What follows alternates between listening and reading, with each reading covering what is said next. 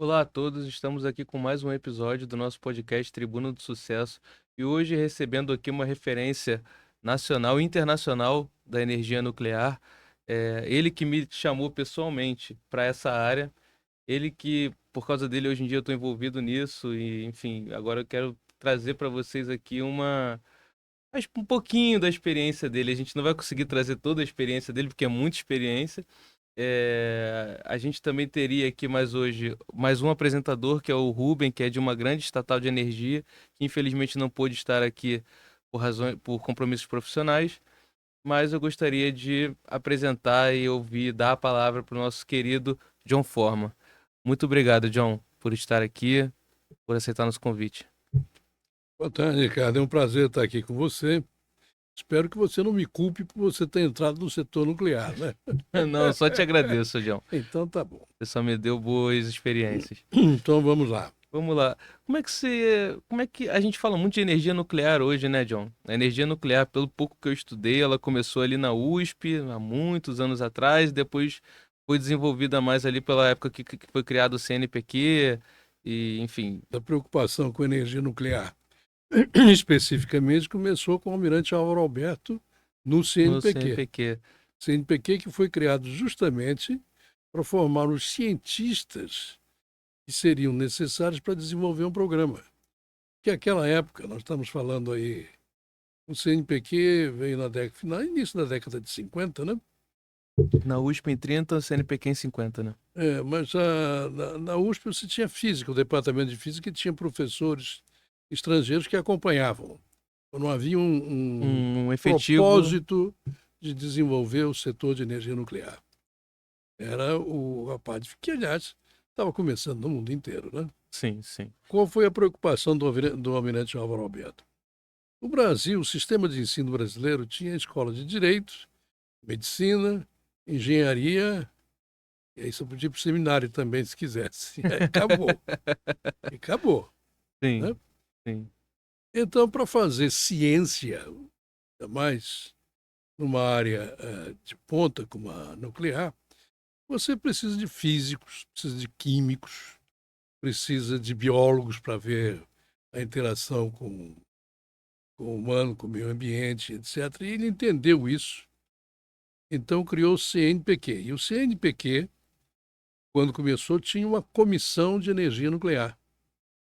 Aí é que começaram os primeiros trabalhos efetivos voltados à utilização da energia nuclear no Brasil. Não como matéria de ensino, não como matéria de curiosidade.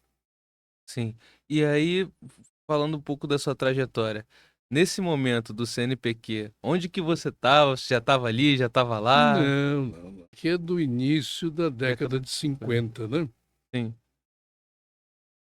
Eu comecei a estudar geologia, que é o meu background, né? Em 1958. Certo, Né? Mas certo. o CNPq já estava Já estava criado, criado, já já estava tinha sua andando um pouco, né? comissão, já estava andando. E, E eu me formei em 1961. e como é que foi fazer geologia em 1950? Eu tive um grande amigo que, enfim, hoje a gente está um pouco afastado, mas ele fez geologia também e, assim, ele começou em 2014, 2015. Bem depois, né? Bem depois, mas eu fico imaginando como que, e assim, nessa época que ele começou, já era um pouco diferente você falar que é estudar as rochas, né? Toda essa questão da mineração, da terra, da ciência, é uma ciência da terra, né? E como é que era isso lá na década de 50, John? Década de 50 era curioso, porque perguntava o que você está estudando? Eu falava, geologia. Ah, biologia. Não, não é biologia. É, geografia. Geologia. E o que é isso? Ninguém sabia. Qual é a origem disso, Ricardo? Isso é interessante, né? O Brasil, na sua história, né, sempre teve uma participação muito importante dos recursos minerais. Né? O Brasil colônia produziu uma quantidade de ouro enorme, né? Século XIX, você começa a ter aí a implantação da era industrial, e aí você precisa de carvão, precisa de ferro, precisa de aço. Né? Embora essas coisas existissem desde antigamente, não havia muita ênfase. Né? Por exemplo, uma das primeiras plantas de produzir ferro aqui no Brasil foi feita pelo. Qual é o nome dele? Daqui a pouco eu lembro, é um alemão. Em Congonhas do Campo, Minas Gerais. Ele tinha lá o que chama forno catalão, né? E de vez em quando parava, porque os índios vinham e atacavam, eles tinham que parar a produção para se defender dos índios, né? Isso aí eu estou falando já do século XIX, é um negócio complicado.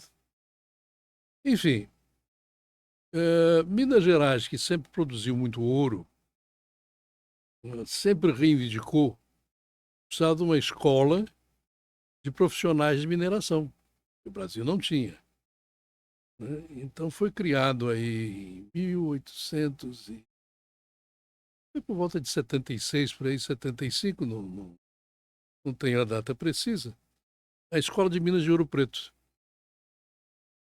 Foram trazidos professores da França e foi começada a Escola de Minas de Ouro Preto, que era uma reivindicação antiga de Minas, e pelo próprio nome é o Minas Gerais, né? As Minas, e não tinha profissionais. Aí o que aconteceu? Formaram-se as primeiras turmas e não tinha mercado. Então eles transformaram o curso de Engenharia de Minas num curso de Engenharia de Minas, Civil, Mecânica e etc., para as pessoas poderem buscar o que fazer depois de formados. Porque realmente o que você tinha no Brasil de então, como tem até hoje, era uma proliferação de garimpos, né? Nossos bandeirantes, o que, que eles faziam? Garimpagem de ouro, garimpagem de pedras preciosas, era garimpo, não era mina. Bom, aí então esses poucos engenheiros de Minas começaram a trabalhar no Brasil. Se a gente recuar um pouco, ainda no Império, foi criado o Serviço Geológico do Império. Foi criado o Serviço Geológico do Império e se trouxeram geólogos americanos para trabalhar no Brasil. Foram esses geólogos que começaram o mapeamento geológico do território brasileiro, que não tinha nenhum, né? E veio a República, fechou, vou resumir muito resumidamente, né? Fechou o serviço geológico, parte do pessoal foi para o Museu Nacional, depois alguns foram para o Serviço Geográfico do Estado de São Paulo, e depois, já na República, você criou o Serviço Geológico Federal. E ele operou, o primeiro diretor-geral desse serviço foi um americano, Orville Derby, que diz a lenda, né, se suicidou porque ele foi conversar com o ministro, que ele precisava de verbas para realizar o mapeamento geológico, as pesquisas, etc. E o ministro, tudo bem. E aí ele foi se retirar da sala. Acontece que na sala tinha uns espelhos. E quando ele vai saindo olhando o espelho, vê o ministro lá dando uma banana para ele. O cara ficou tão desesperado que suicidou.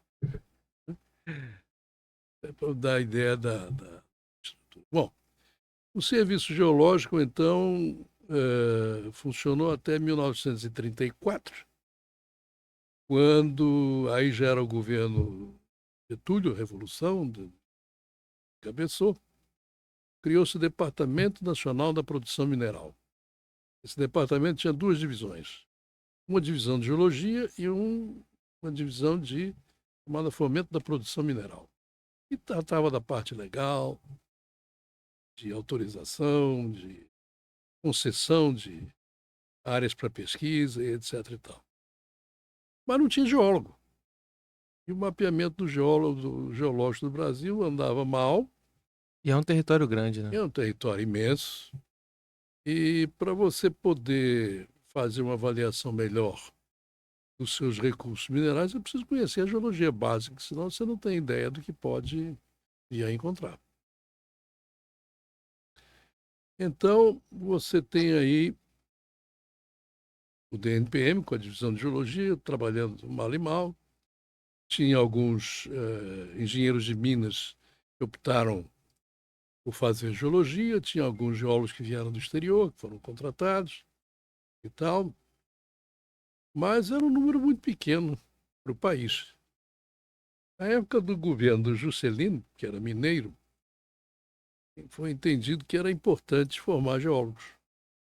Então foi criada uma campanha especial dentro do Ministério da Educação, era a campanha de formação de geólogos, e foram trazidos muitos professores do exterior. Inicialmente foram criados 4 cursos, em Pernambuco, em São Paulo, Ouro Preto e Rio Grande do Sul. Curiosamente, não tinha aqui no Rio, porque o diretor de ensino superior do MEC dizia que não dava para vir estudar no Rio, que era uma cidade que ia fazer os alunos ficarem perdidos por causa das praias, das mulheres, etc.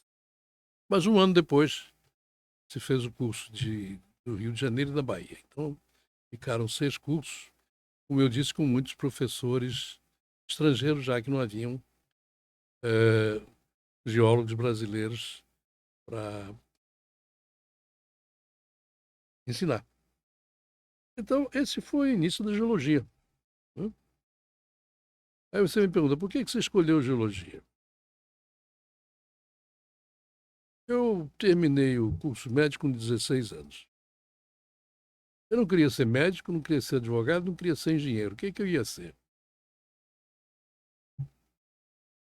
Então, por acaso, a minha mãe trabalhava na Embaixada Americana. E para esse curso de formação, quem colaborou muito foi o Serviço Geológico Americano, USGS, que trouxe os professores e etc. Então, eles estavam trabalhando nisso.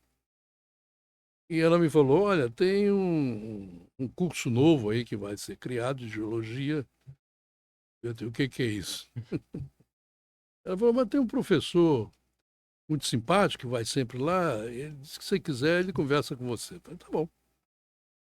Aí fui conversar com ele, era o professor Otto Henry Leonardo. Otto Henry Leonardo era um engenheiro geógrafo formado no Rio, mas que optou por geologia. Trabalhou muitos anos no Museu Nacional e etc.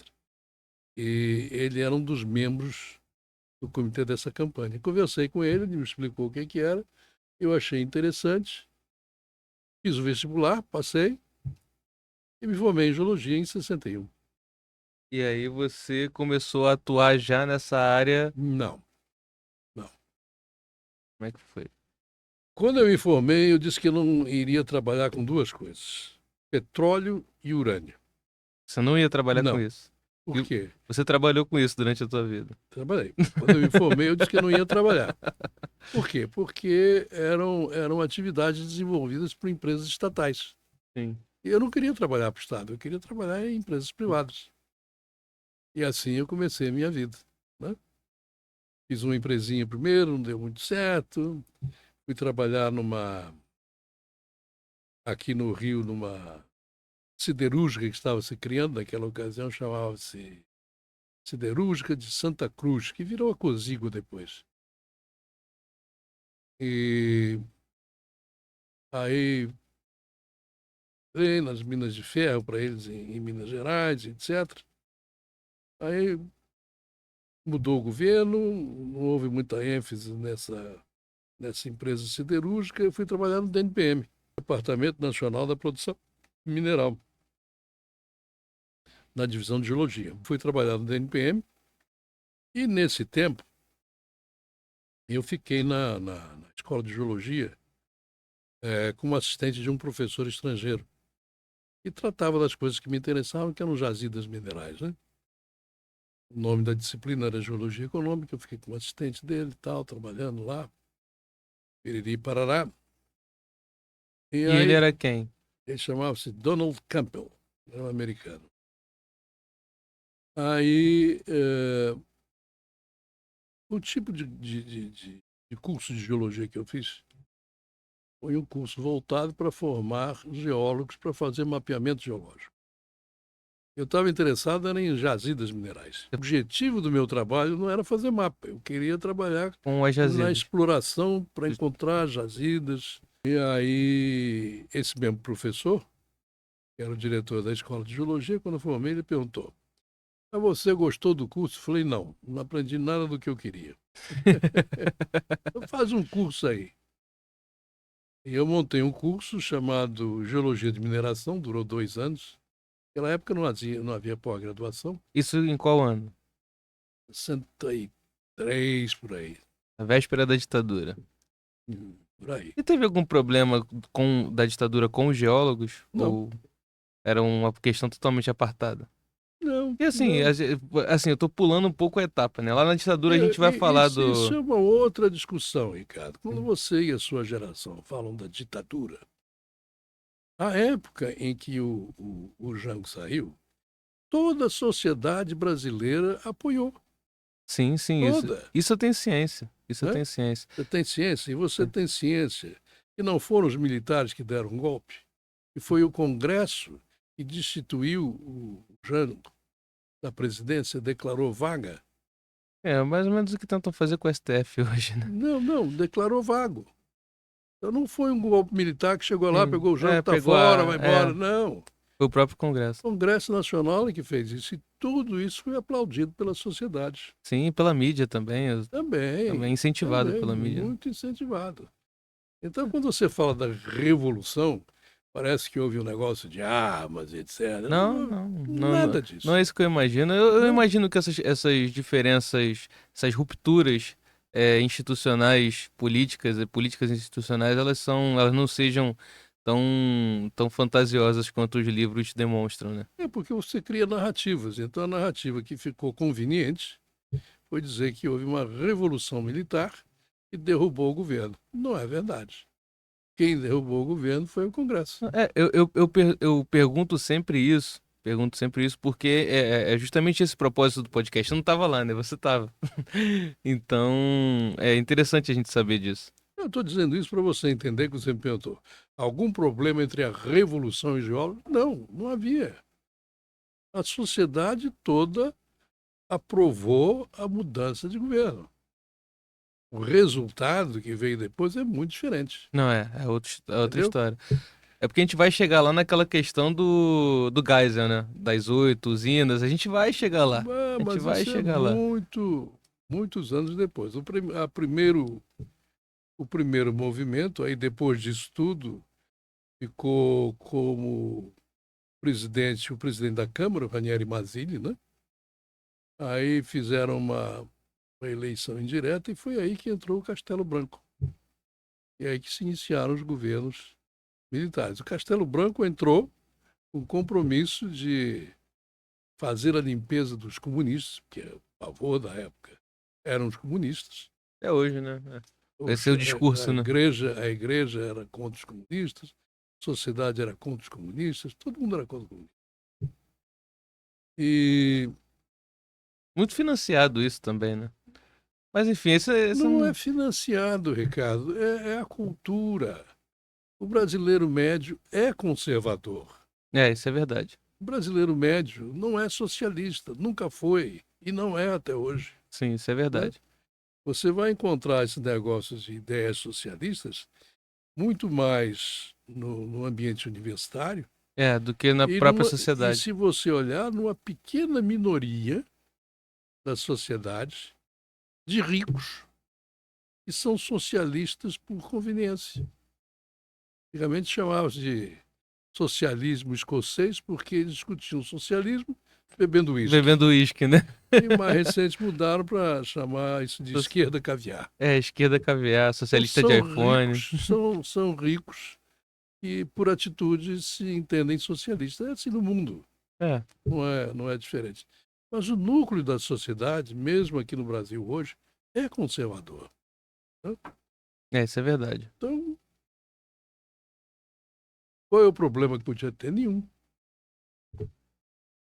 Enfim, aí durante os governos militares, né, você trocava de presidente a cada 4 anos. Houve uma ênfase muito grande no planejamento da economia do Brasil. Foi um período que o Brasil cresceu a taxa de 10% ao ano, cresceu a beça, porque Foi era o milagre econômico, né? exato, planejamento, aquela coisa toda que foi se perder mais lá adiante. Mas nesse planejamento entravam os recursos minerais, né? E então começou a haver mais preocupação com vamos dizer, com a implementação e criação de métodos para que você atingisse os objetivos que eram necessários, o mapeamento geológico do país, coisa que não foi feita até hoje, né? É muito território, né? É falta de vontade. Em 1967, eu estava no DNPM, o diretor da divisão de geologia fez um programa chamado-se Master Plan para o Mapeamento Geológico do Brasil. É um programa plurianual. Você faz mapa de diferentes escalas, né? 1 milhão, pega uma área muito grande, mas serve para pouca coisa. 500 mil, 250. Efetivo para você trabalhar em mineração são 25 mil. Mas é uma fração daquele papão, né? Então, estava lá. Começar por 1 milhão, depois 500 mil, não sei o que e tal. Isto não está concluído até hoje. Quantos anos são? 30 anos do século passado e 26 agora. São 56 anos. Meio século que o Brasil não põe dinheiro, não faz e não resolve. Ou seja, você tem gente que pensa, tem gente que tem boas intenções, Tem gente qualificada para fazer. mas a implementação é sempre muito ruim. Isso é um problema do Brasil, né? Do mundo, mas especialmente do Brasil, porque a gente não tem persistência, né? Durante os governos militares, com toda problemas que Com eles todas as ressalvas. não, todos os É, problemas que criaram, né? sim. Foi a época que o Brasil mais cresceu. Sim, sim, sim. Foi a época que se desenvolveram as universidades. Foi a época que se fez a reforma da As universidade, grandes obras, né? que se criou a pós-graduação e etc. Tudo isso foi feito naquela época. E a própria indústria de base brasileira veio dessa época, né? É, isso é verdade. Depois, esquece. Bom, estou te contando essa história toda para dizer que houveram planos, haviam planos minerais que eram feitos e tal, e eram revistos anualmente, eram planos de 5 anos. E isso acabou totalmente. Bom, eu estou no DNPM, havia sido feita uma reforma grande do DNPM para pagar bem os funcionários. Para te dar ideia, quando eu comecei a trabalhar no DNPM, eu recebia na boca do caixa, porque eles não conseguiam contratar gente. Não tinha como contratar. Então, eles faziam as mutretas lá, pegavam dinheiro, no fim do mês não davam dinheiro em caixa. Foi feita uma modificação, o DNPM foi montado, tinha representação em todos os estados. Quando estava tudo pronto para começar, ainda dentro dos governos militares, foi criada a CPIM, Companhia de Pesquisa de Recursos Minerais, e desmontou isso tudo. Matou o DNPM.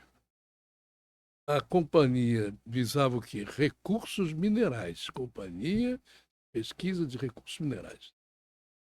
A ideia era que ela fizesse pesquisas minerais, encontrasse e vendesse. Toda a existência dela até hoje, ela deve ter vendido 3 minas. Gastou uma dinheirama louca.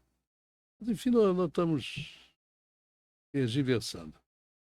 Quando eu estava no DNPM ainda, antes da reforma, eu achei que eu precisava ir para fora para aprender mais sobre jazidas minerais. Arranjei uma bolsa, fui para os Estados Unidos, para a Universidade de Stanford, na Califórnia, que na ocasião era a melhor escola de geologia dos Estados Unidos. Um detalhe, o segundo presidente de Stanford, John Caspar Brunner, foi um dos geólogos que fez o serviço geológico no Brasil. Ele tinha um livro chamado Geologia do Brasil, com um mapa do Brasil que ele tinha feito. Então, eu fui e voltei para o DNPM, mas aí o DNPM virou CPM, no tal, eu saí. Eu saí e fui criar uma empresa própria, que eu fiz, e até foi bem sucedido. Que fazia mapeamento geológico, sondagem, compramos máquinas, ela funcionava direitinho. Estava tudo muito bem, éramos eu e um sócio, um colega de turma meu. Até que um dia eu descobri que ele estava me roubando. Nem os grandes geólogos fogem dos problemas empresariais, né? Nada. Aí eu cheguei para ele, olha, tudo bem, você fica com a empresa, eu vou embora. Ele falou, não, eu não quero a empresa. Eu falei, então me dá. Eu falei, não, só te vendo. Eu não saio. Então tive que arranjar um jeito e tal.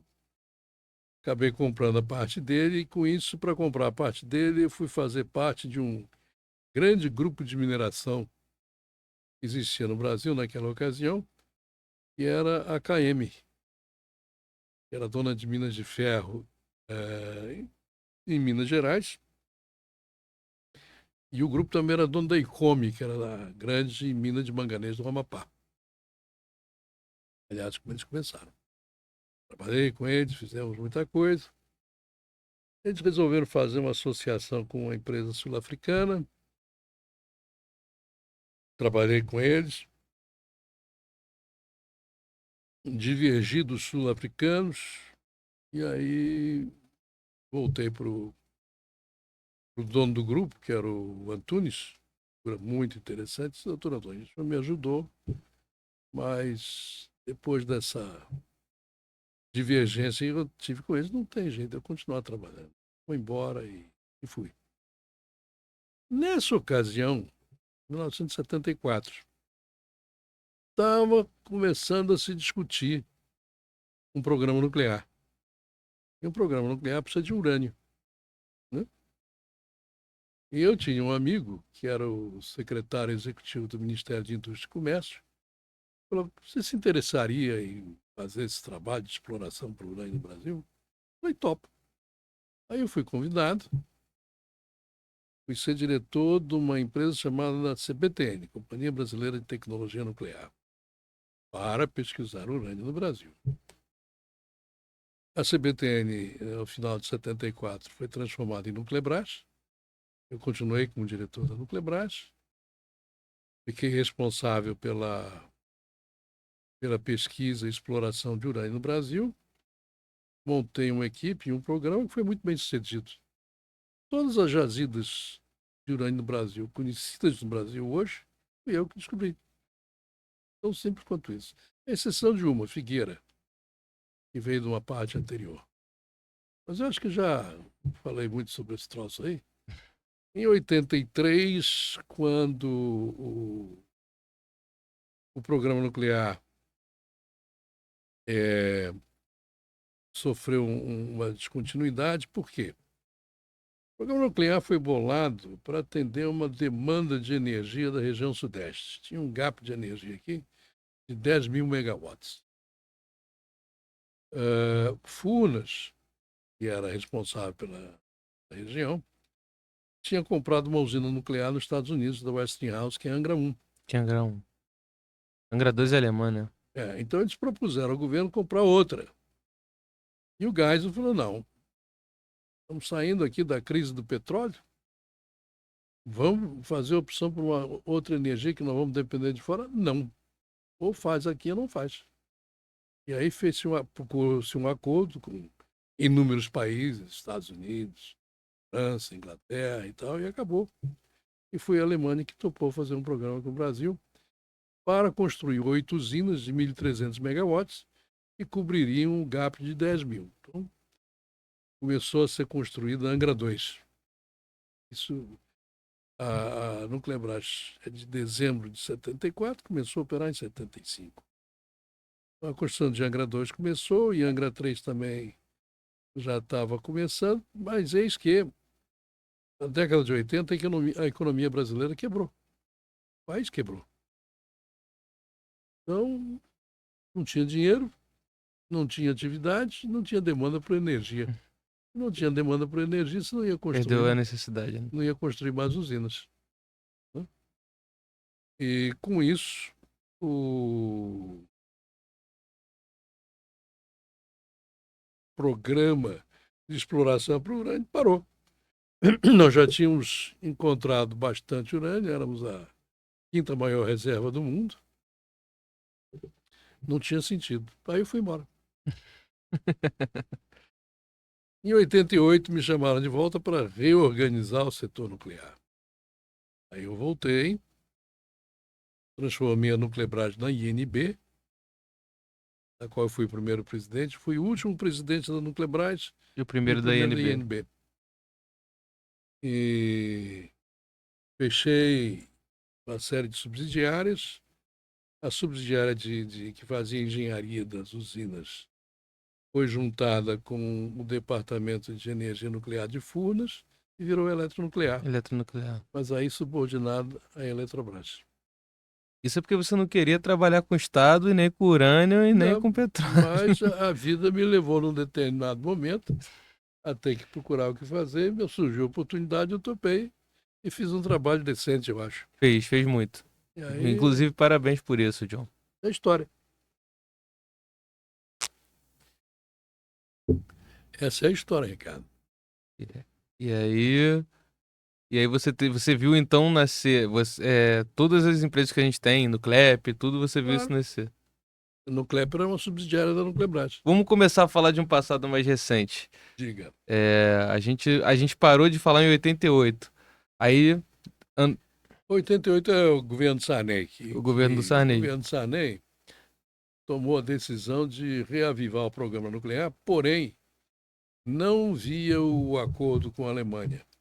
Através de um programa novo, que ele chamava Programa de Tecnologia Autônoma, iria desenvolver tudo sem participação estrangeira. A motivação era não ficar subordinado às inspeções da Agência Internacional de Energia Nuclear, de Energia Atômica, De que energia chama, atômica. né? E no caso do programa com a Alemanha estava submetido. Então, seria autônomo justamente para não ter que se submeter. E Mas a gente isso, aqui domina todo o ciclo do combustível, né? mais ou menos. Ah, então,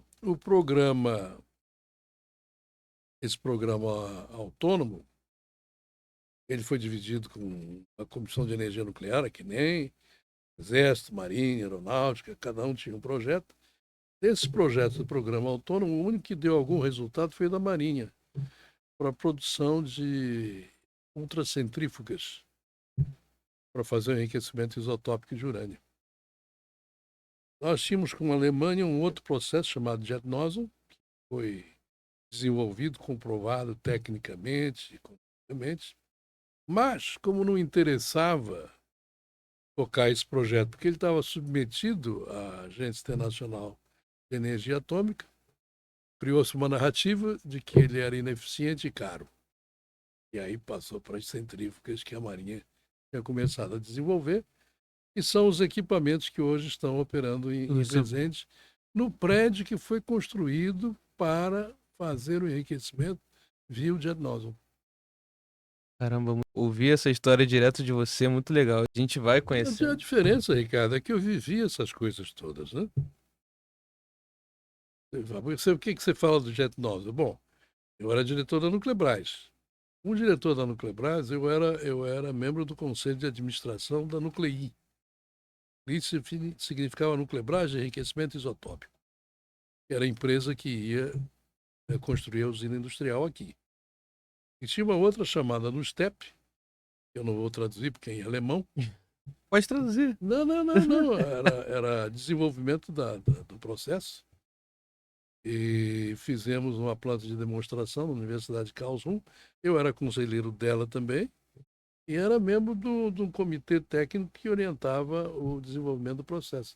É por isso que eu conheço e posso te dizer com toda tranquilidade que funcionava e era econômico.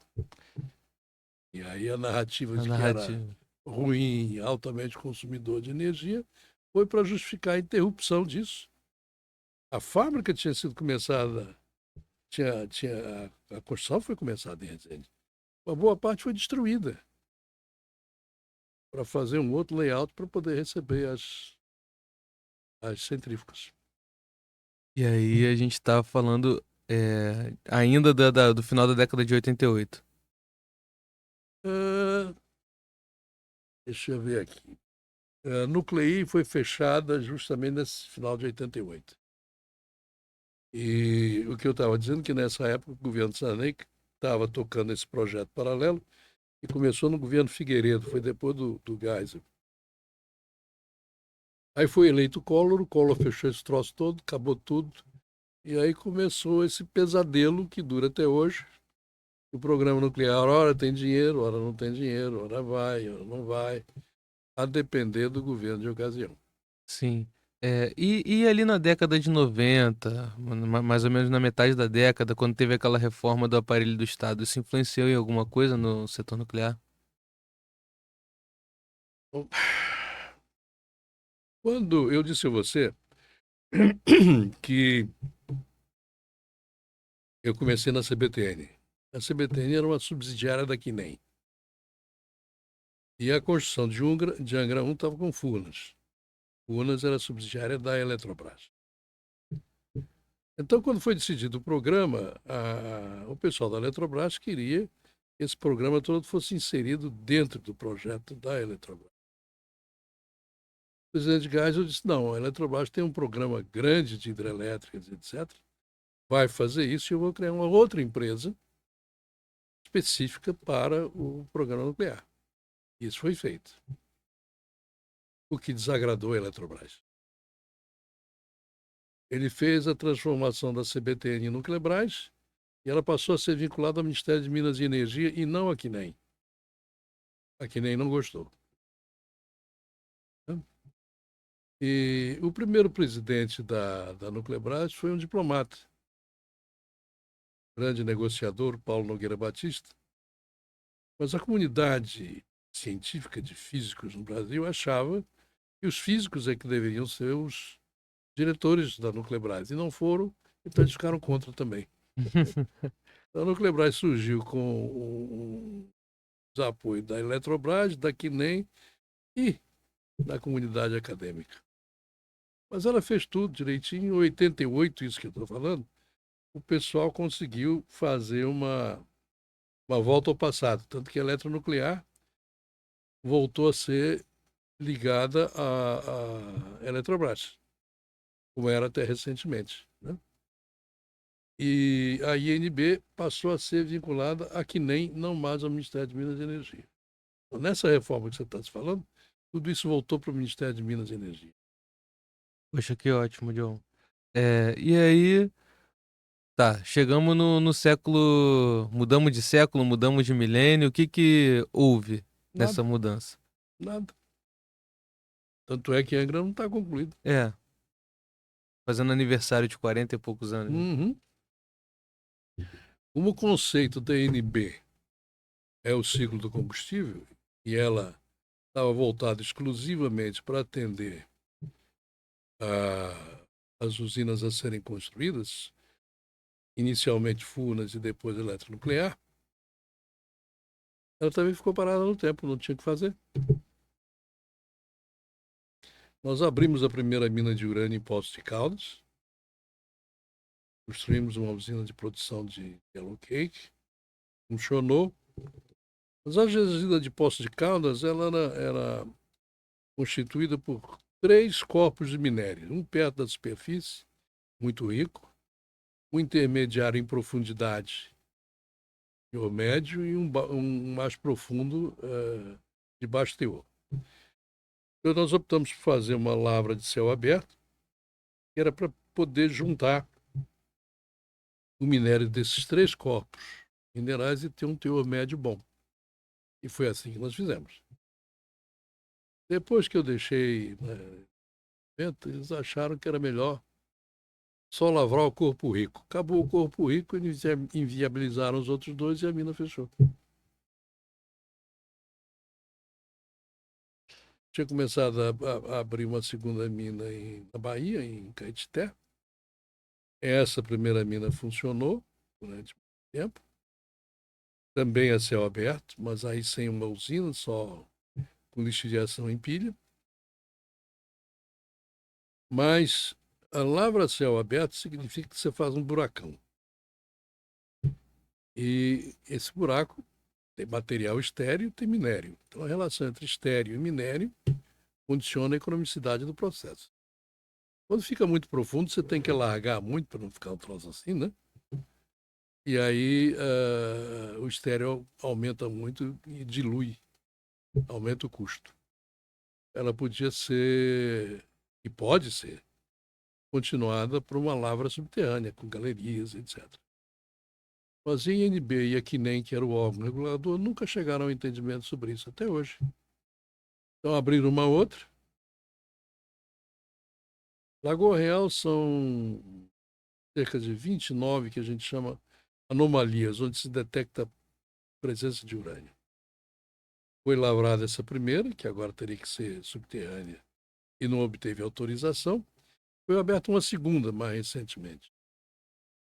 Essa segunda foi aberta com uma capacidade nominal de 400 toneladas ano.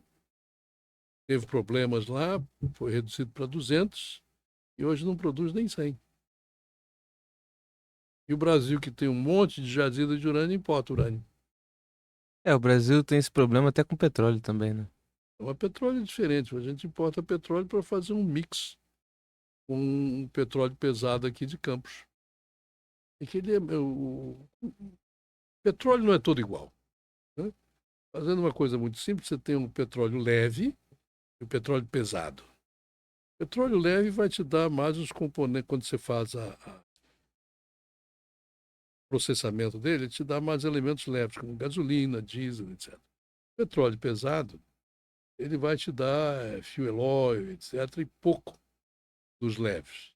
Então, para você conseguir, e é possível, essas frações mais pesadas transformar em gasolina e diesel, você precisa ampliar a sua refinaria com outras etapas. E a refinaria o que, que é? É uma torre, você esquenta aquilo, o troço sobe, e aí vai separando em pratos de Os acordo com a pratos. temperatura.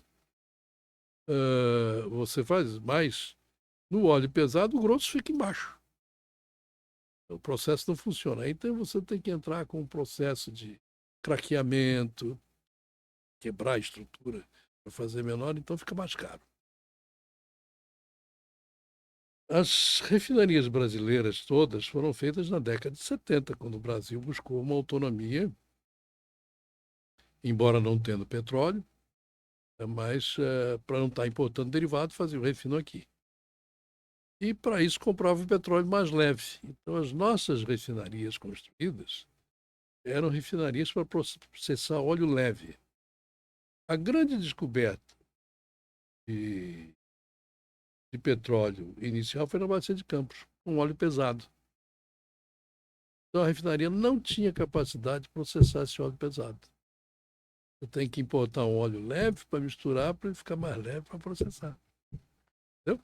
Entendi. Esse é o problema técnico por trás. E aí a Petrobras foi fazendo a reforma das suas refinarias, mas não fez de todas ainda, infelizmente. Vamos lá, John. Hum, É, vamos falar de. Vamos puxar mais um pouco para a atualidade.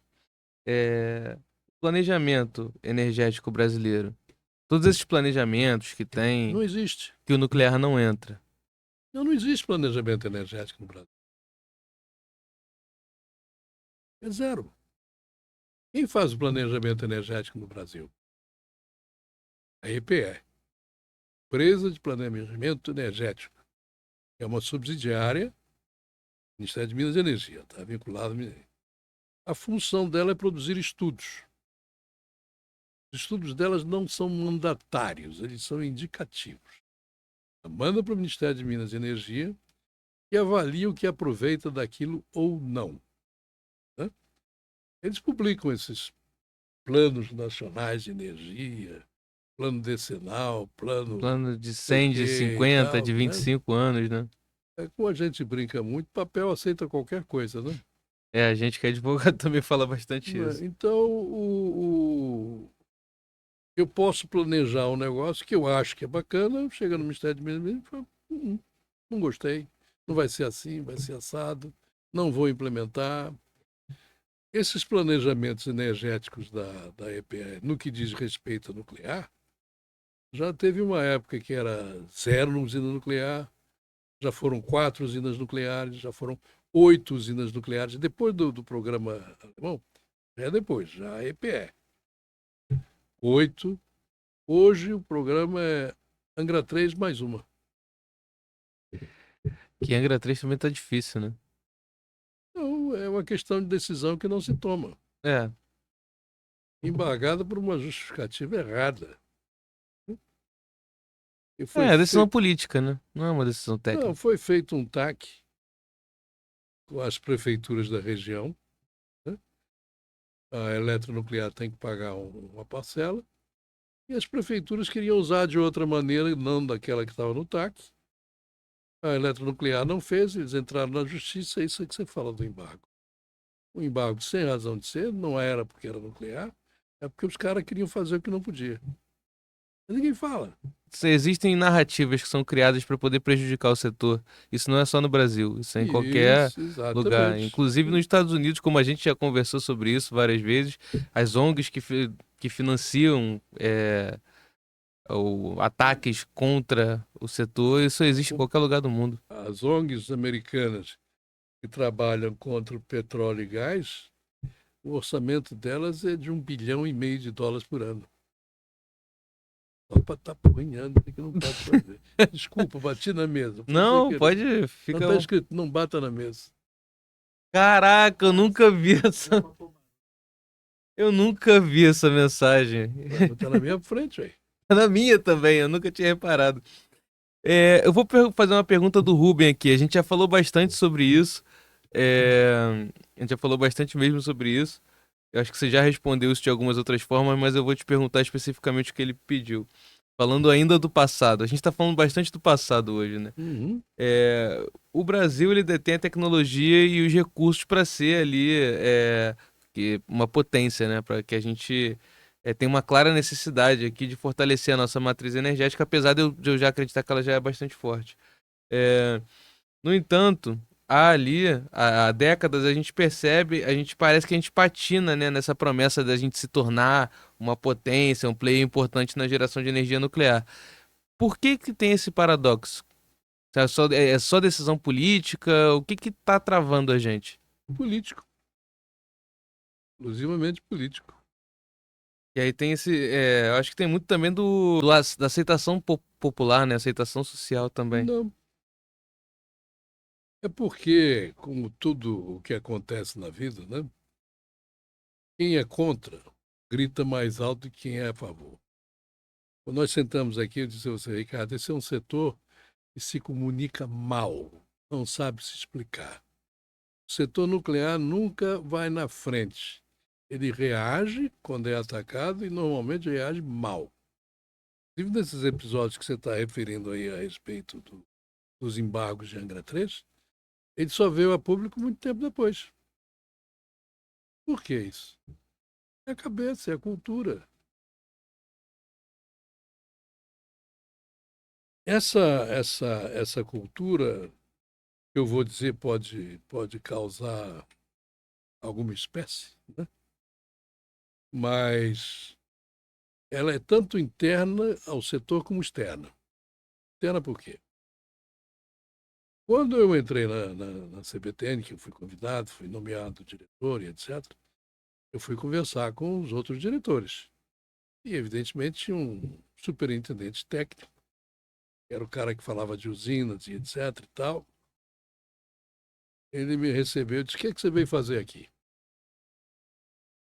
Eu falei: contratado para iniciar um programa de exploração mineral.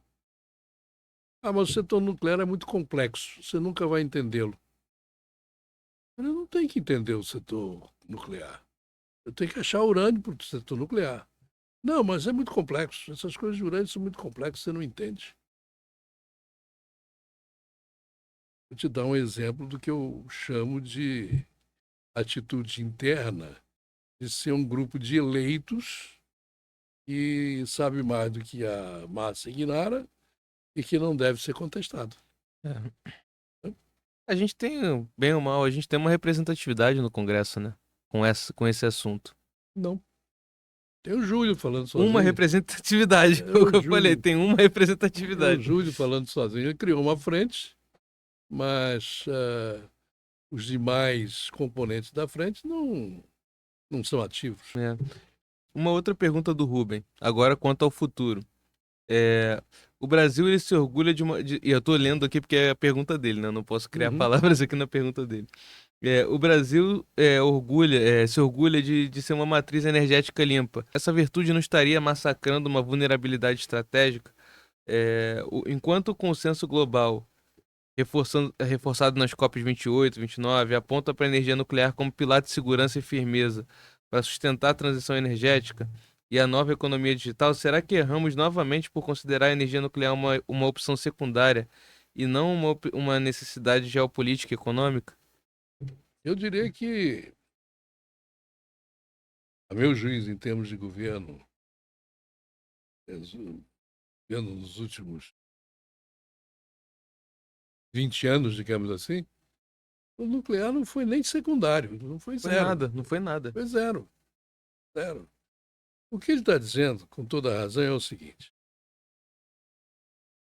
quando você olha a matriz energética mundial, mundo, né, é, 80% dela é de combustíveis fósseis, petróleo, gás e carvão.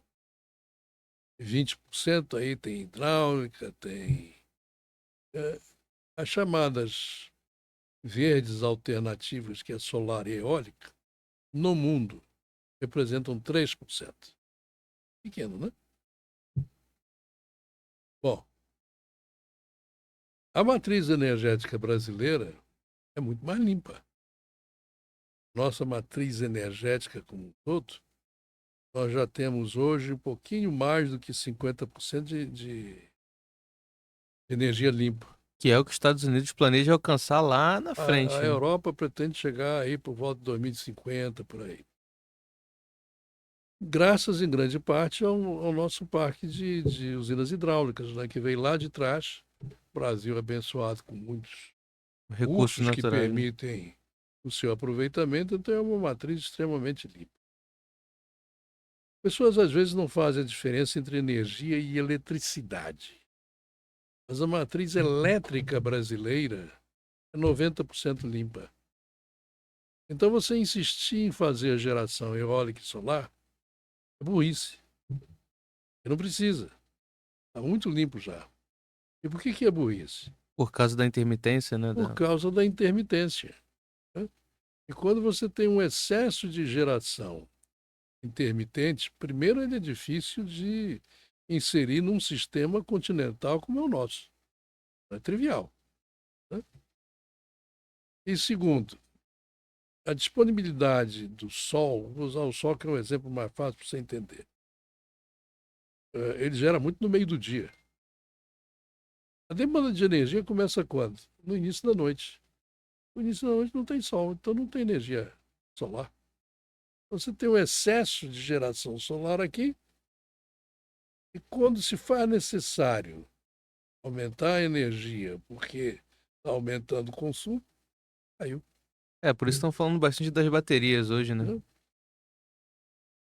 Isso faz parte do que eu chamo, Ricardo, de soluções mágicas. Né?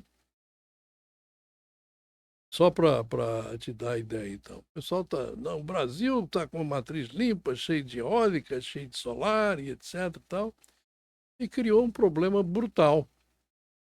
Porque, como ela é alternativa, para você gerenciar esse sistema de tal forma que você tenha energia a qualquer hora do dia ou da noite, é muito complexo. Sim, sim. Eu tenho muita energia aqui, não tem demanda aqui, o que eu faço? Aí você tem que, hoje, o órgão gerenciador, que é a ONS, chega para o cara e fala, para de gerar. Aí o cara, pô, mas eu tô gerando, mas não tem consumo, pô. Você quer gerar para quê? Onde é que você vai enfiar essa energia? Não tem consumo. Mas também a compreensão disso é muito fraca. Né? Aí você vê falar do curtailment. Nada mais é do que isso. Tem energia gerada que não precisa, corta. Aí o cara, pô, mas eu fiz. Aí entra, voltamos ao planejamento. A EPE continua priorizando eólica e solar. Quando nós já temos uma quantidade brutal que não faz nada funcionar. Inclusive, tem aquelas questões de interrupção, como teve há poucos anos atrás, né? Que teve até um. Justamente por esse fator que eu estou te falando. Quando você transmite energia, você tem uma voltagem e tem uma frequência. Já viu o aparelho elétrico, frequência? Essa frequência, porque é corrente alternada, ela é muito sensível. Se ela varia, você tem que ter sistemas automáticos na transmissão que interrompem a transmissão para não queimar, né? Todas as estações de transformação e etc. É isso que aconteceu. Aconteceu aqui, aconteceu na Europa, acontece nos Estados Unidos. E o pessoal não entende. E um problema que a energia nuclear não. Não, é porque está faltando linha de transmissão. Não, pode encher de linha de transmissão, não tem demanda. Se não tem demanda, vai ter que parar. E aí, essas coisas que o Brasil é mestre, né, cara? Você, para implementar isso, aliás, não foi só no Brasil, para implementar isso no mundo, energia solar e eólica foram dados pesados subsídios. Então, o custo da energia é alto. O pessoal diz, não é barato. Barato não, porque tem um subsídio. Ah, mas o subsídio não cai na tarifa. Tudo bem, mas quem paga? Quem paga é a sociedade através de imposto. Impostos, tributos, né? Sim, geral, fala imposto de uma forma geral. Então, a Alemanha, que apostou profundamente em eólica e solar, fechou as suas usinas de carvão, fechou o programa nuclear. Ela hoje está com o seguinte problema: ela tem as tarifas de energia mais altas do mundo. Gera pouca energia.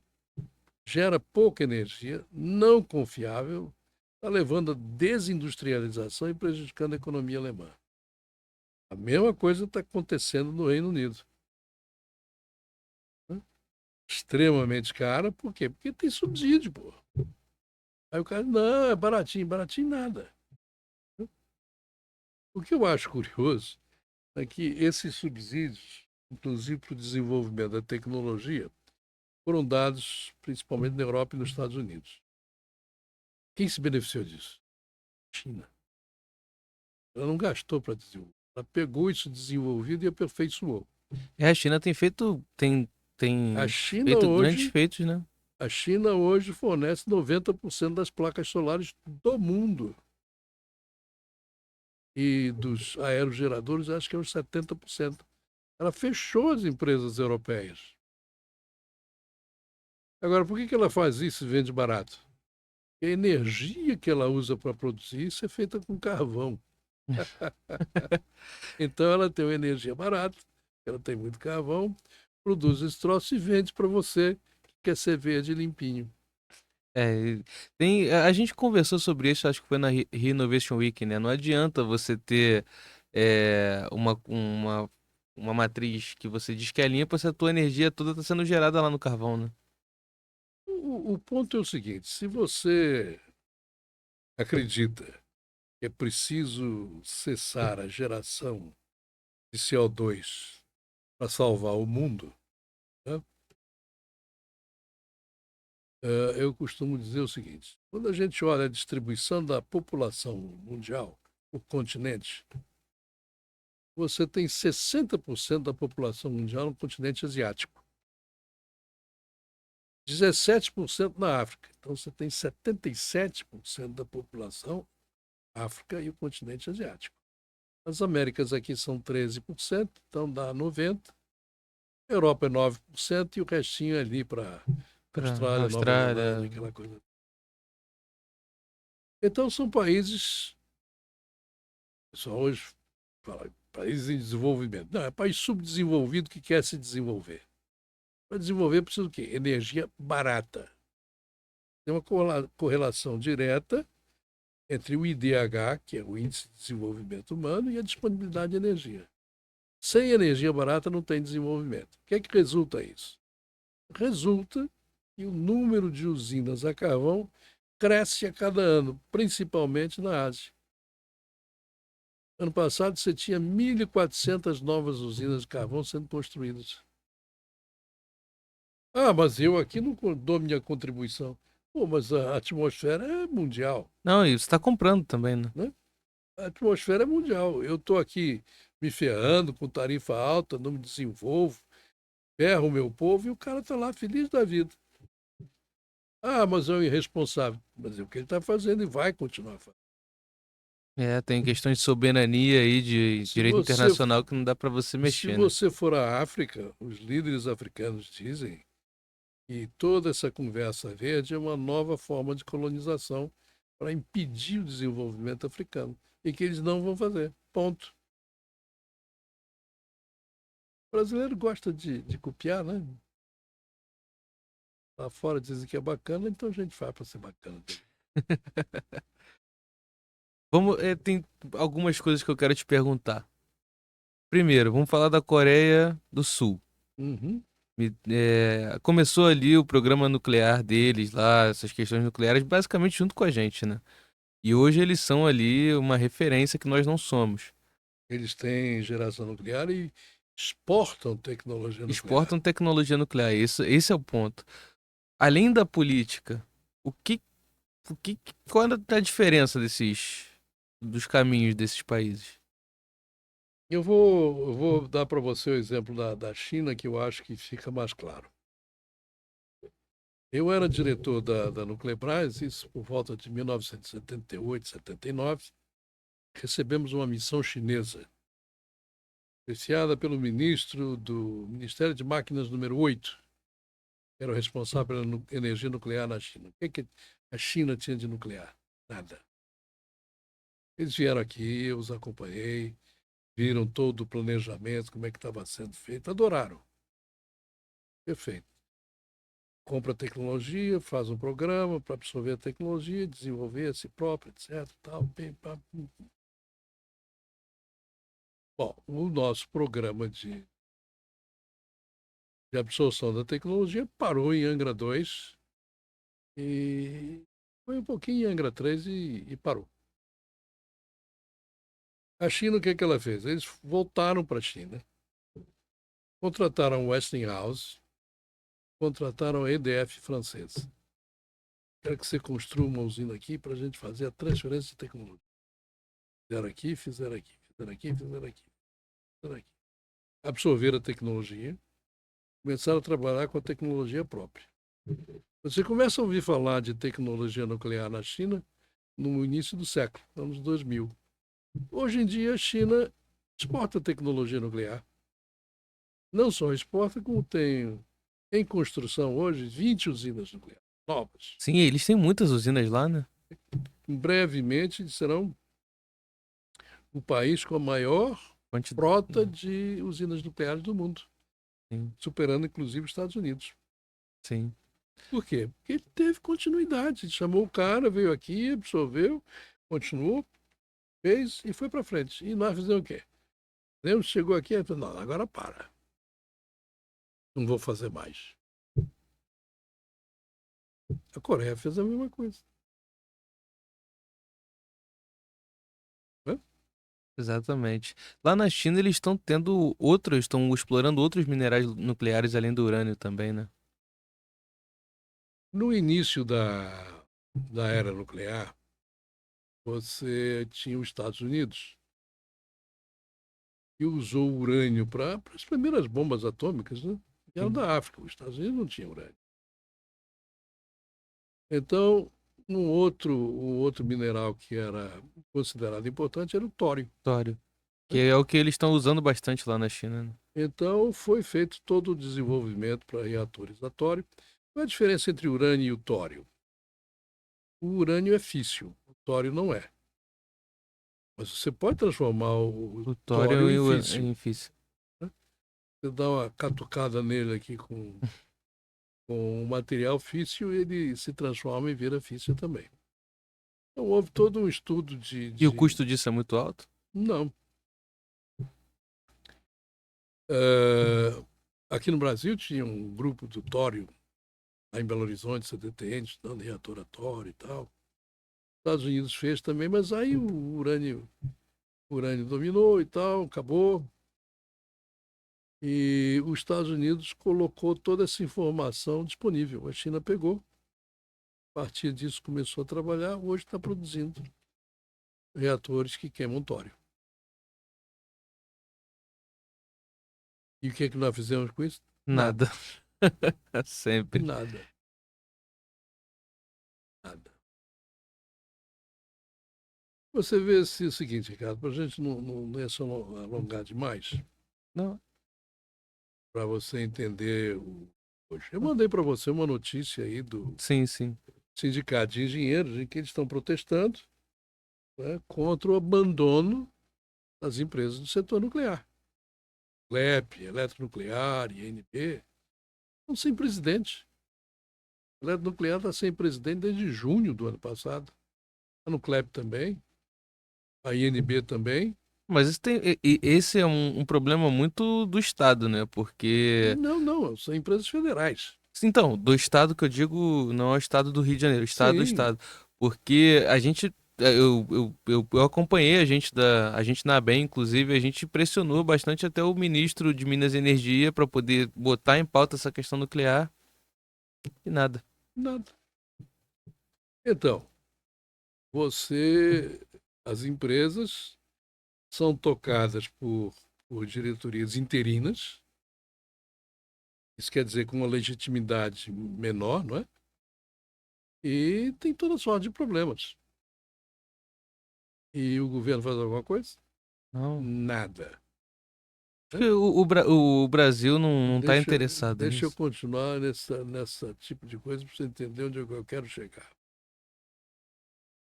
No momento, existem, por parte do BNDES, dois pedidos de informação.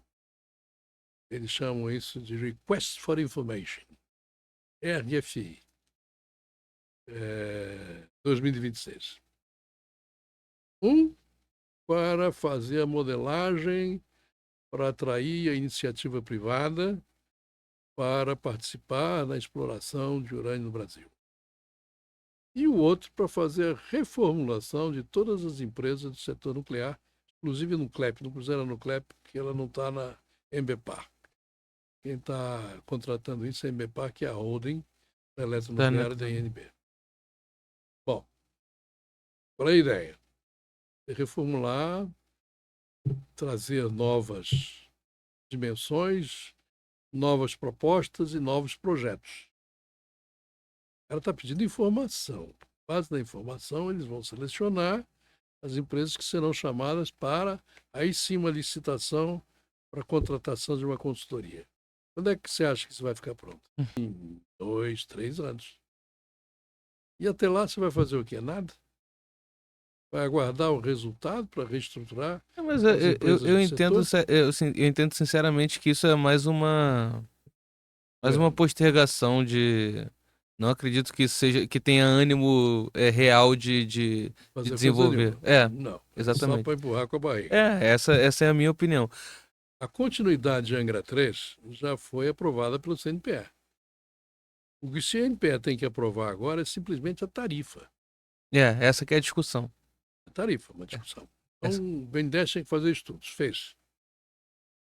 Não adiantou nada. Aí Uhum. pediram outro estudo para o BNDES. O BNDES fez.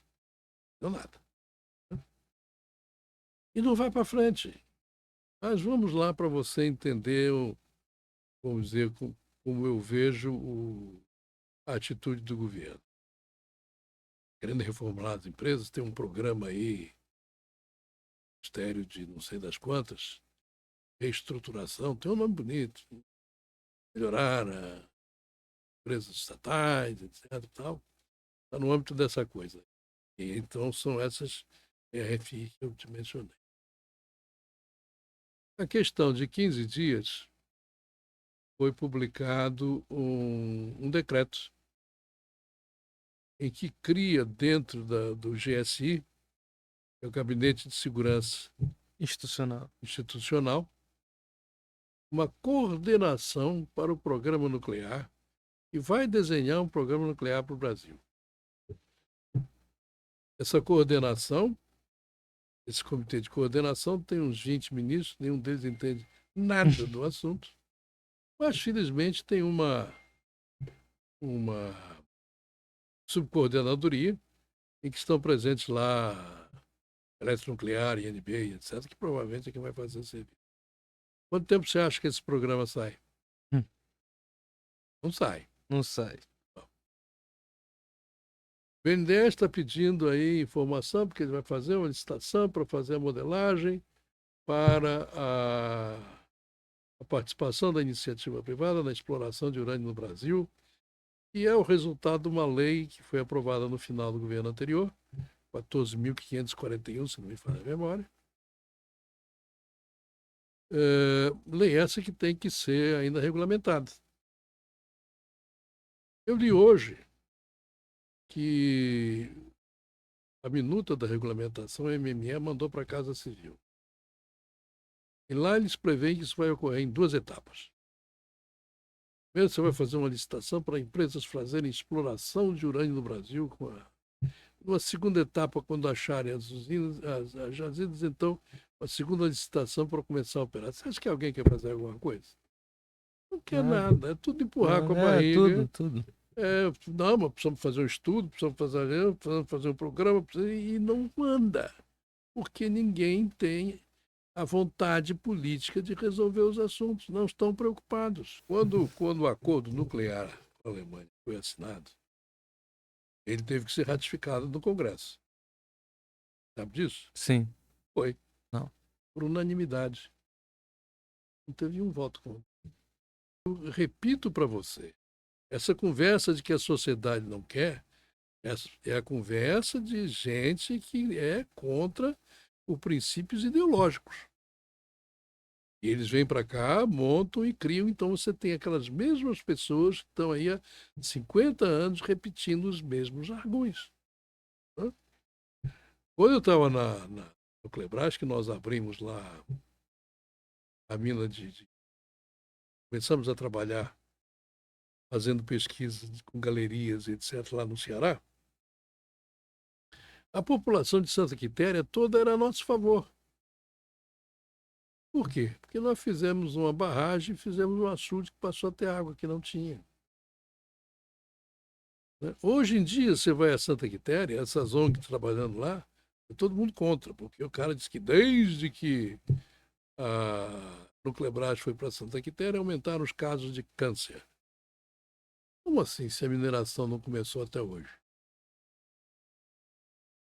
Mas a gente publica, mostra, tem estatística, capeta 4, Universidade do Ceará, tal. Mas como? O minério radioativo está lá há milhões de anos. Aí foi só quando vocês foram para lá que começou a aumentar. Ele não foi mexido. Então você não tirou o minério da terra e botou uma pilha, está aqui exposto. Ah, então porque a pilha tem mais. Não, não tem. Não tem nada feito lá até hoje. Você aumentou. Você entende o que eu estou querendo dizer? Tem gente que cria essas histórias e, como eles são mais articulados para ir à mídia, para criar casos, eles o fazem. E o setor, por conta daquela cultura interna que eu te falei, não, isso é bobagem, não tem que responder, são os ignorantes, fica nessa confusão que me faz ouvir que a sociedade é contra. Não é, nunca foi. Você acha que os SMR são alguma alternativa? Me fala um pouco mais sobre SMR. SMR é um conceito criado pela Agência Internacional de Energia Atômica. Por quê? Quando você teve a grande evolução do uso da energia nuclear para geração de energia, falando da década de 60, 70 e tal, né? A ideia foi fazer reatores cada vez maiores, porque quanto maior é, com o aumento da escala, mais barato fica a energia. Né? Porque um reator nuclear ele tem uma despesa grande no início, mas a operação dele é barata, porque o combustível é barato comparado com o investimento. Mas aí começaram a acontecer atrasos e os orçamentos foram quebrados, não por uma razão intrínseca à tecnologia nuclear. Por quê? Porque aí surgiu o Three Mile Island, veio o Chernobyl, veio o Fukushima. Então, os órgãos reguladores mudaram a regulação. Então, uma obra que já estava no meio disse, não, agora não mais, tem que bater abaixo e fazer assim agora. Então, atrasa e quebra o orçamento. Então, disse, não, como é um investimento de capital muito grande, vamos fazer um reator menor. É um investimento de capital menor, né? E aí, como o papel aceita qualquer coisa, disse, não, e o seguinte, fazer eles menores, fazer eles construídos em fábrica, em linha fordiana, e aí fica barato. O reator sai ponto da fábrica, bota no site, liga e ele funciona. E como a gente vai fazer isso? Naturalmente, intrinsecamente, eles serão mais seguros. Bom, existe algum CMR no mundo? Tem. Tem dois na Rússia de 35 megawatts, que foram construídos, estão numa barcaça e estão gerando energia na Sibéria. São os únicos dois. Não tem nenhuma outra lugar do mundo que tenha um SMR. Ativo. Não, pronto para É. comercializar. Tem umas empresas americanas que dizem que estão prontos, mas não conseguiram ainda emplacar clientes. Então não tem. Realmente não tem. Mas todo mundo diz, não é SMR a solução. Vai ser mais seguro, vai ser mais barato, vai ser fabricado em linha. Isso não existe. O único país do mundo que está projetando uma linha de SMR é a Rússia. E a China está contemplando essa possibilidade também, porque para ela o importante é o volume de energia, não energia pequena, muita energia. Qual decisão política que você acredita que tenha que ser tomada para atrair mais. Acho que a gente não precisa de capital estrangeiro, a gente precisa de mais força de vontade mesmo, né? Olha, eu diria a você que capital. O pessoal sempre diz, não, vamos trazer a iniciativa privada, vai resolver tal. Não, vamos olhar no mundo. Qual é o modelo chinês? Estatal. Qual é o modelo russo? Estatal. Qual é o modelo francês? Estatal. O americano é privado. É o único. Mas o governo está empurrando, o ano passado, 60 bilhões de dólares no setor nuclear, inclusive para recriar o ciclo do combustível que eles não tinham mais. Os Estados Unidos estavam dependendo da Rússia para o combustível dos seus reatores. Como depende até hoje. Beleza, né? Guerra, brigando e tal.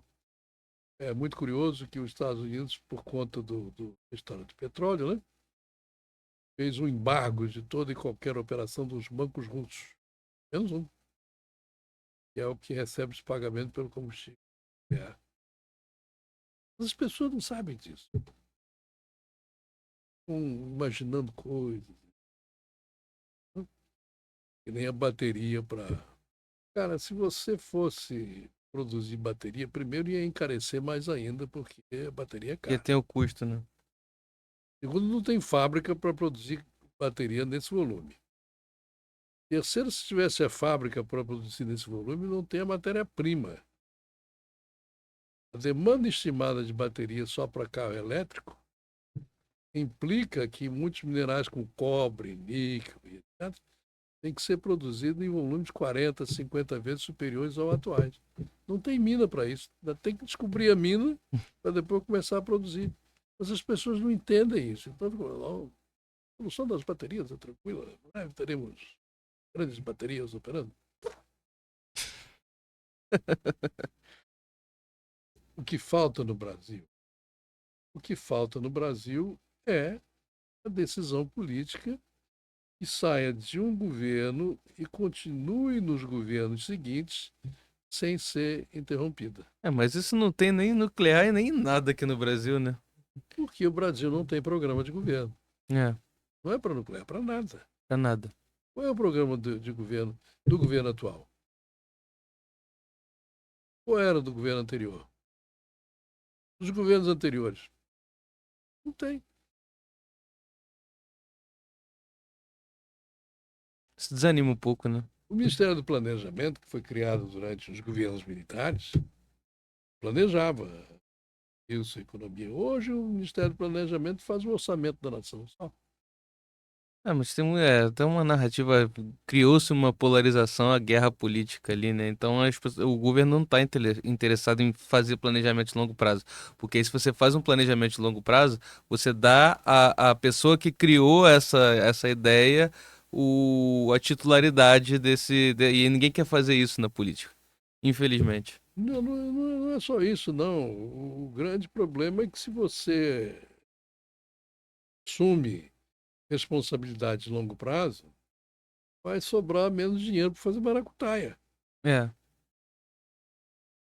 Aí não vai ter dinheiro para fazer gasto para o povo, não vai ter dinheiro para fazer energia de graça para a população.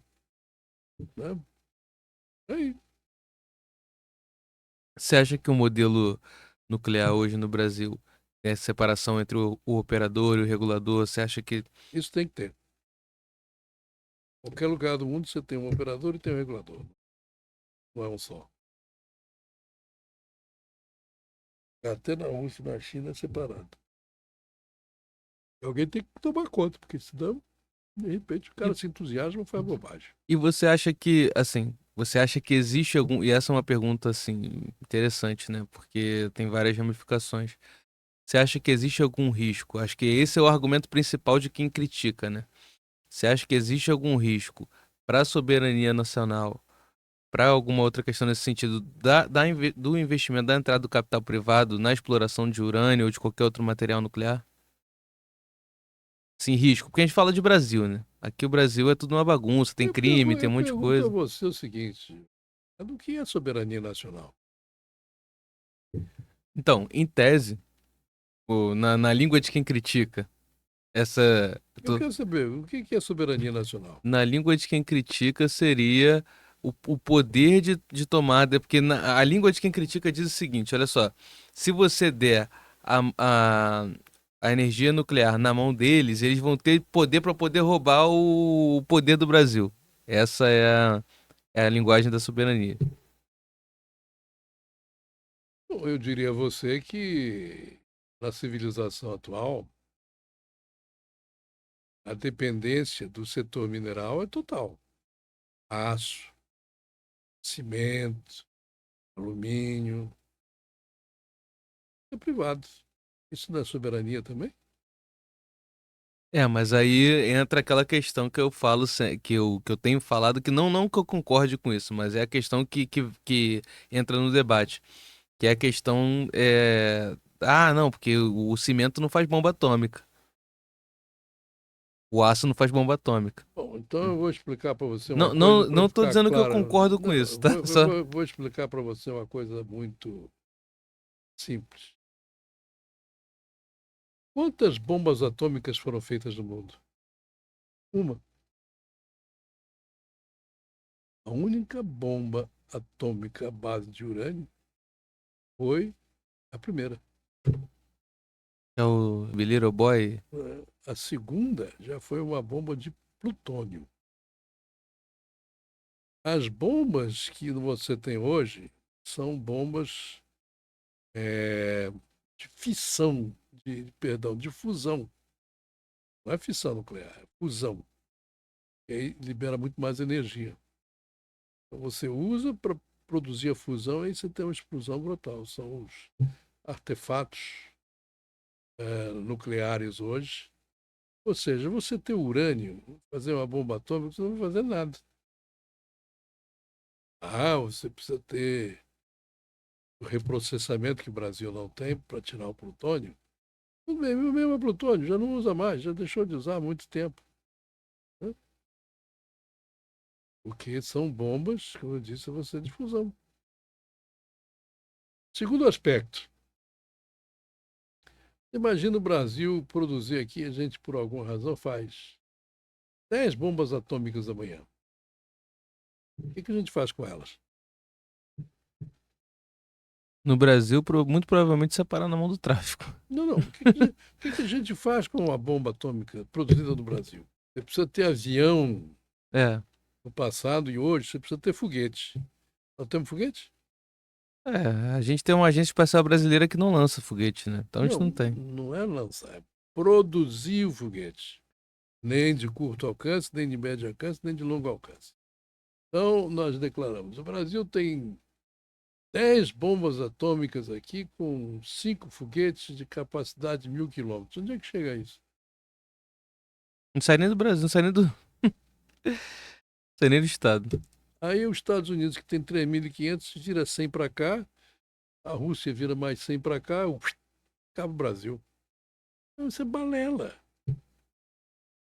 Isso é uma mentira que não serve para nada, mas é como ninguém entende, bomba atômica é bomba atômica. Hiroshima foi uma bomba atômica, a única bomba atômica de urânio. Nós insistimos nessa palhaçada. Aliás, o mundo, né, Ricardo? Você vê essa conversa toda contra o Irã. Quando você faz um processo de enriquecimento isotópico de urânio, ele é repetitivo, ok? Então eu posso enriquecer 1%, 2%, 20%, 100%. Material de bomba seria acima de 90%. Então, se eu reciclar o número de vezes, eu chego a 90%. Essa é a conversa toda contra o enriquecimento isotópico de urânio. Mas isso são um pedaço, cara. Eu vou ter urânio, mas aí eu preciso queimar urânio para produzir os elementos transurânicos.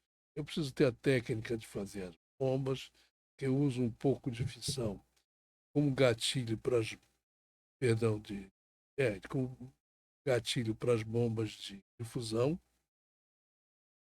Tem nada disso. Você tem essa tecnologia? Nem pensar. Então esquece.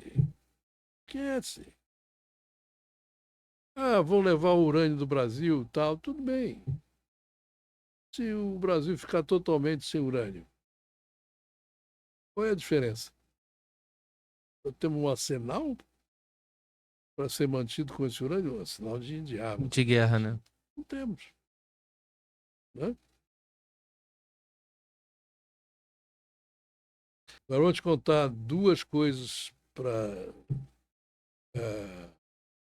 colocar em contexto esses problemas brasileiros. Os Emirados Árabes resolveram, para a geração de energia elétrica, construir usinas nucleares. Compraram 4 de tecnologia coreana. Sul-coreana, né? É sul-coreana. Conforme a gente estava conversando. Elas foram construídas no prazo e dentro do orçamento. Tranquilo. Está lá operando. Não teve sobrecusto, não teve prazo, não teve nada. Por quê? Porque teve uma decisão política Eu que. não vou fazer assim, vai do começo até o fim e acabou. Está feito. Então, temos lá os Emirados Árabes gerando energia sem maiores problemas, né? Com tecnologia coreana. Lula teve na Coreia agora, não teve? Falou de energia nuclear? Mas a tecnologia nuclear dos coreanos é autônoma. Lula teve na Índia. A Índia tem um programa nuclear próprio, está construindo novas usinas. A Índia tem bombas, ela tem foguetes, tem submarinos nucleares, tudo com tecnologia autônoma. Foi falado sobre isso? O Lula foi vender frango na Índia. Mas é verdade, pô. Aí fica falando, não, porque fizemos um acordo sobre minerais estratégicos. Isso é outra balela. Todo mundo fala, repete, está aí na mídia todo dia. O Brasil tem a segunda maior reserva do mundo desses minerais estratégicos, não é isso? Tá certo? O Brasil tem reserva? A gente não sabe, a gente não. Não tem. O Brasil não tem reserva. Para você ter reserva, você precisa ter feito estudos para determinar o volume, o teor, a viabilidade de produzir, o custo para produzir, para dizer, olha, isso aqui é econômico, aí eu tenho uma mina, eu tenho uma reserva. Quando eu não tenho isso, eu digo, mas ali está, Ali- eu tenho recurso mineral. Eu sei que está presente lá, mas eu não sei se eu posso aproveitá-lo ou produzi-lo economicamente. Seria Então, economicamente explorável, né? como no Brasil a gente não faz coisa nenhuma mesmo, quem faz essas estimativas de é, recursos e reservas mundiais é o Serviço Geológico Americano, o USGS. E eles publicavam isso com o título de Resources and Reserves. Resources é recurso e Recurso, reserve. né? Então, a resource é o que você sabe que existe, mas não sabe se vai aproveitar. E reserva é aquilo que você sabe aproveitar. Mas, recentemente, eles tiraram das publicações dele o resources, o reserves. Então, os analfabetos aqui dizem, o Brasil tem reserva, está aqui, o Serviço Geológico Americano diz que tem. Onde, doutor? Não tem, não tem. Aí nós vamos na Índia para fazer acordos sobre minerais estratégicos, vamos à Coreia para fazer coisas estratégicas, para desenvolver coisas que nós não temos. Terras raras. Terras raras você produz a partir de monazita. O Brasil produziu muito monazita no passado, a partir de jazidas de minerais pesados em praia. Portamos muita monazita para os Estados Unidos, isso foi a briga política, mas é uma outra conversa. E a monazita tem tório e terras raras. Então, tinha uma empresa aqui, eram duas, a Orquima e a. Mas eu lembro o nome. Que operavam isso aqui nas praias do Espírito Santo, norte do estado do Rio. Uma usina em São Paulo que produzia óxido de terras raras. Você sabia disso? Não. O Brasil produziu o primeiro Europe que foi usado. Hoje produz? Não. Por quê? Porque aí começou notório, tal, soberania nacional, nacionalizaram a coisa toda. Aí que nem tomou conta das minas e tomou conta da usina lá em São Paulo. Por isso foi criada a CBTN, porque era para tocar esses troços. Não fizeram mais pesquisa. Bom, a mina está lá. Hoje em dia elas pertencem à NB. A NB fez uma licitação, tem um cara lá que está produzindo. Mas a NB mesmo não produz nada. E a fábrica de São Paulo foi fechada, então a gente não produz mais terras raras. Agora, o rejeito disso, que acumulou o tório um pouco de urânio, tem um nome bonito: Torta 2. Você já ouviu falar, né? Que matou gente, radioativa, que está Poço de Caldas, que está lá em aquela outra cidadezinha de São Paulo. Enfim, o Brasil, me desculpe, o nível de ignorância é muito grande e com isso você avalia as coisas pela rama e toma decisões completamente erradas. Eu acho que no Brasil isso é em qualquer setor, né? Infelizmente. É, Infelizmente. mas o programa nuclear, como ele teve uma origem em bomba, né, e o pessoal cria um pavor a respeito de radioatividade, fica essa dificuldade. Você sabe que nós estamos sendo irradiados aqui nesse momento, você e eu? Sabia? É uma irradiação cósmica que cai na Terra todo dia e penetra em tudo, está caindo na tua cabeça, na minha e na dele aqui agora. Sabia disso? Então tá, nós estamos sendo irradiados. Então, irradiação não é esse negócio monstruoso que pegou, vai ficar aleijado, vai cair o braço, vai ficar com câncer. Não é isso. Mas essa imagem que se criou. Quando você faz uma viagem de avião daqui para São Paulo, como você sobe na atmosfera com o avião, então tem menos proteção de atmosfera, você recebe muito mais dessa radiação cósmica do que aqui, tem uma camadinha mais de. Essa viagenzinha seria igual você ficar abraçado num barril de urânio por um ano. Isso é verdade. E como ninguém tem nada de coisa nenhuma, cola. Você acha que, em questões de regulação, a gente tem alguma coisa a aprender com os modelos internacionais? Nós desenvolvemos a nossa regulação lá atrás, inicialmente, muito em parceria com a Alemanha e Estados Unidos. E as agências reguladoras, elas trocam informações, isso é padrão. Não é que tem que aprender, você tem que avaliar o que é feito para ver se você quer fazer também. E tem agora antigamente a gente voltando aqui pro passado, né? Você falou disso, me fez lembrar. Começou lá no CNPq, depois foi pra CNEM, agora tem a NSN. O que você acha dessa nova Era uma separação que precisava ser feita, porque é que nem englobava a parte de pesquisa e desenvolvimento e a regulação. São regulação? coisas distintas. O mundo inteiro é separado. Foi um movimento que o Brasil fez com grande atraso. Que você acha? Qual é a sua sugestão, na verdade, para os jovens que querem ingressar nessa área? E acho que hoje em dia falta muita vontade política também nos jovens, não só no governo, mas também acho que os jovens se deixaram encostar pelo celular, né? Acho que hoje em dia a gente não briga mais pelo que a gente entende que é necessário. Então, para quem vai entrar na área nuclear, seja na engenharia, na geologia ou no direito, o que você sugere? Bom, eu acho que o mundo mudou muito, certo? E eu disse, você que eu me formei na primeira turma de geologia, fiquei na escola, fiquei como professor, passaram-se os anos. E nos anos 70, o Brasil teve um boom mineral, se fez muitas descobertas minerais, principalmente na Amazônia. E com isso tinha muito emprego para geólogo e na Amazônia os salários eram bons. E então havia vestibulares, entrava, por que você quer estudar geologia? Porque paga bem. E eu dizia para eles, olha, isso é decisão errada. Você tem que trabalhar alguma coisa que tenha um significado para você, que você goste. Porque se você não gostar, por melhor que seja o salário, sua vida vai ser um inferno.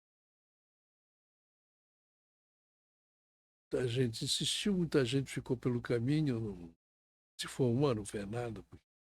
Depois desse boom, com a Constituição de 88, que proibia a exploração mineral por companhias estrangeiras, acabaram os empregos, foi uma debacle total.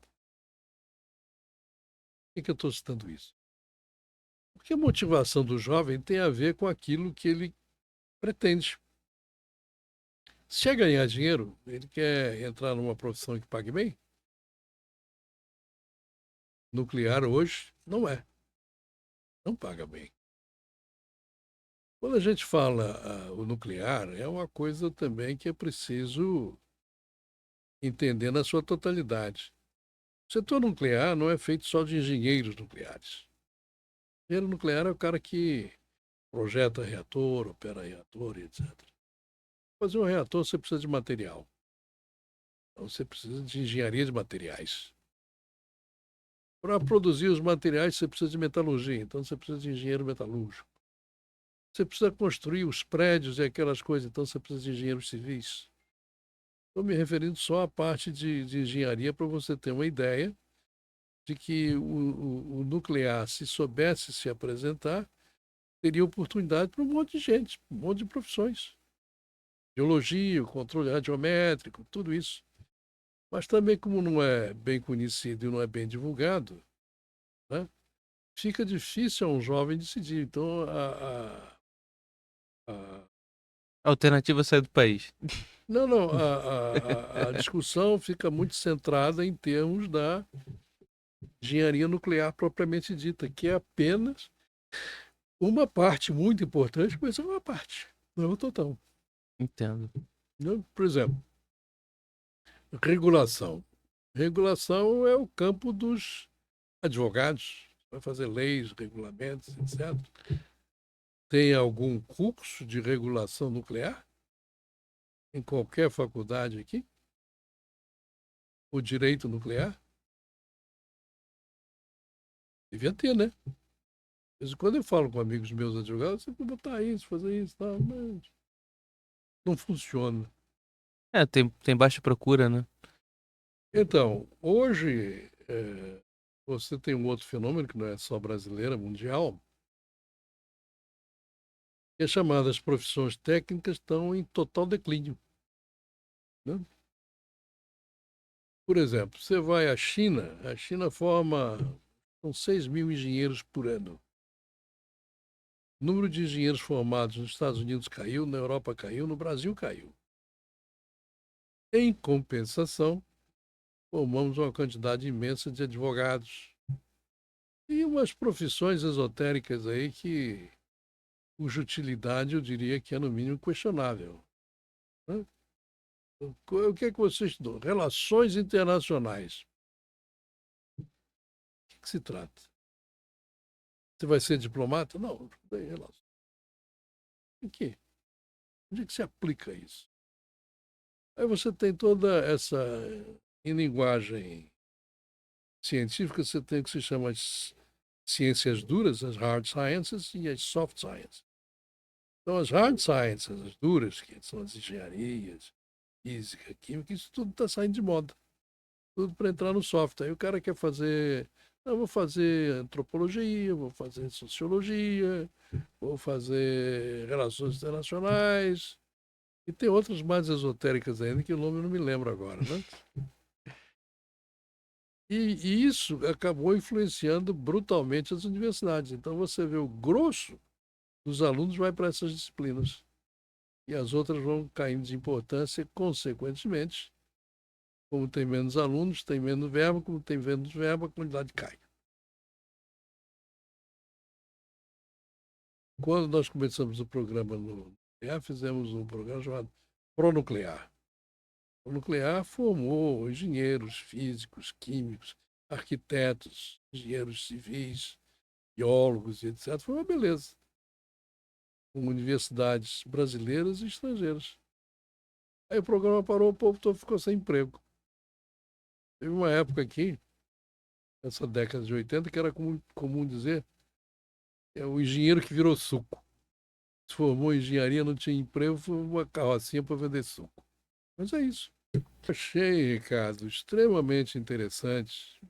Por isso que eu acabo de dizer, de ver você com seu entusiasmo por um setor que é mal compreendido, mal entendido, mas que é de extrema importância.